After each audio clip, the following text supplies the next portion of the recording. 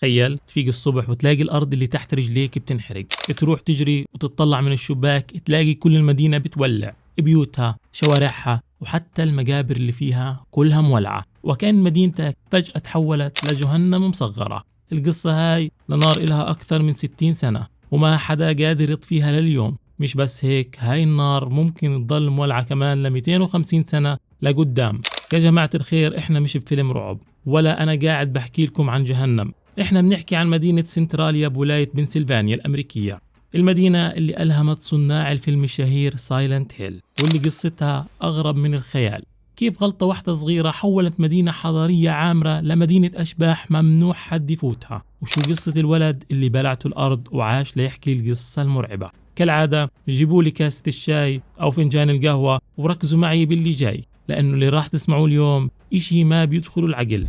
أنا أبو حامد، إذا أول مرة بتشوفني بتمنى منك تشترك بالقناة، تفعل الجرس، وتحط لايك لهذا المقطع.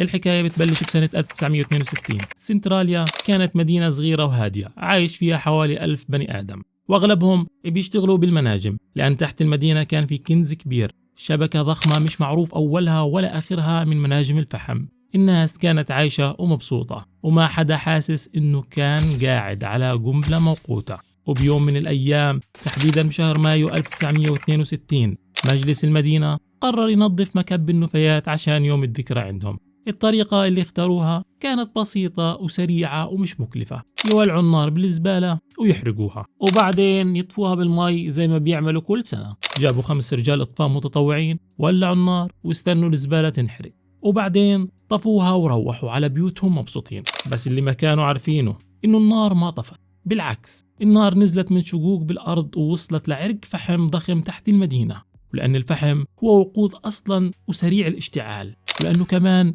المناجم تحت الأرض مفتوحة على بعض زي المتاهة وفيها أكسجين، النار بلشت تاكل الأخضر واليابس تحت الأرض. التحقيقات الرسمية أكدت بعدين إن المنجم اللي وقع فيه الاشتعال كان فيه فتحة تهوية قديمة ما حد سكرها، وهذا اللي خلى النار تكسب أكسجين كافي وتضلها تنتشر تحت بدون ما توقف. بالبداية ما حد انتبه ولا واحد كان عنده فكرة شو اللي بيصير تحتهم، بس بعد فترة الناس بلشت تشم ريحة غريبة، ريحة كبريت وشويط طالعة من كل مكان.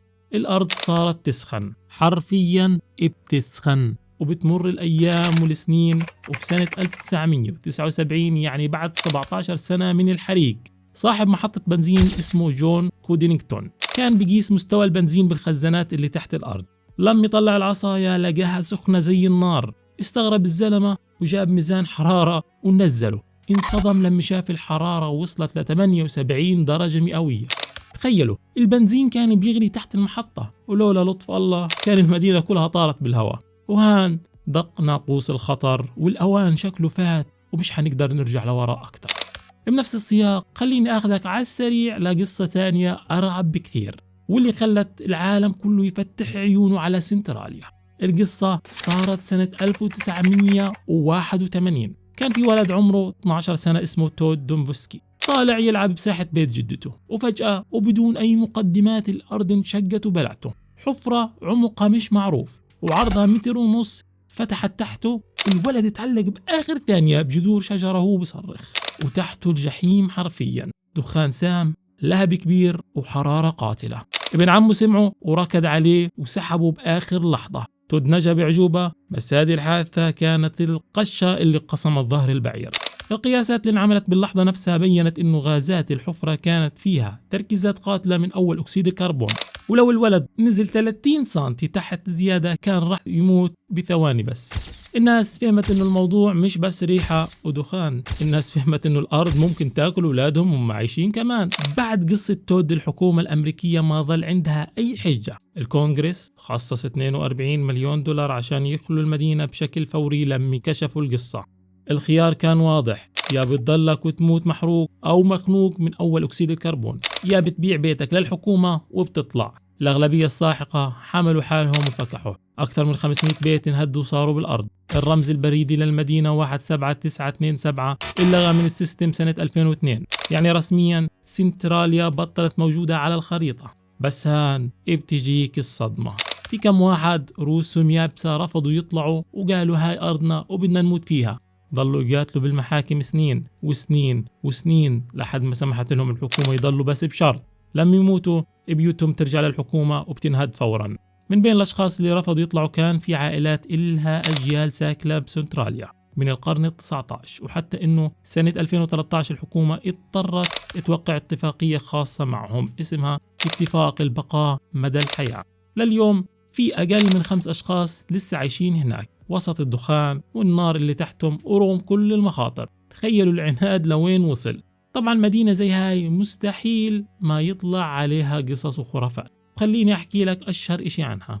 لازم تعرف إنه سنتراليا هي الإلهام الحقيقي لفيلم وألعاب سايلنت هيل. الضباب، الشوارع المكسرة، الرماد اللي بينزل من السماء واللي هو بالواقع غبار الفحم والدخان، كله مستوحى من هاي المنطقة. وفي قصة أقدم وأغرب، قصة لعنة الأب ماكديرموت. بيقولوا بسنة 1871 يعني قبل الحريق بوقت كثير، كان في عصابة إيرلندية اسمها مولي ماغوايرز كانت مسيطرة على المنطقة، وبيوم من الأيام هجموا على قسيس اسمه ماكديرموت وضربوه. القسيس وقف وقال جملة مرعبة: رح يجي يوم وتكون سنتراليا مكان ما بيضل فيه حجر على حجر إلا بالمقبرة. واليوم لو رحت هناك رح تلاقي النبوءة تحققت، البيوت كلها راحت والكنيسة والمقبرة هم الوحيدين اللي ظلوا واقفين. صدفة؟ الله أعلم. كمان شغلة، كان في شارع مشهور اسمه طريق الجرافيتي، شارع مسكر ومليان تشققات والناس بتيجي ترسم عليه، بس للأسف بسنة 2020 وبسبب الكورونا وتجمعات الناس الحكومة جابت تراب ودفنت الشارع كله عشان تمنع الناس تيجي عليه. يعني حتى المعلم السياحي الوحيد اللي كان هناك اختفى. اليوم سنتراليا هي عبارة عن شوارع فاضية، أرصفة بتوديك لولا مكان، وطبيعة بتحاول ترجع تاكل اللي ضل من المدينة. العلماء بيقولوا انه في فحم تحت الارض بكفي النار تضل شغالة ومش تعلى ل 250 سنة كمان. يعني أحفادنا ممكن لسه يشوفوا الدخان طالع من هناك. تقديرات هيئة المسح الجيولوجي الأمريكية بتقول إنه الحريق امتد لمساحة 15 كيلومتر مربع تقريبا، وإنه محاولة إطفائه الحين شبه مستحيلة لأنه النار صارت عميقة بشكل ما بيخلي أي معدات توصلها نهائيا.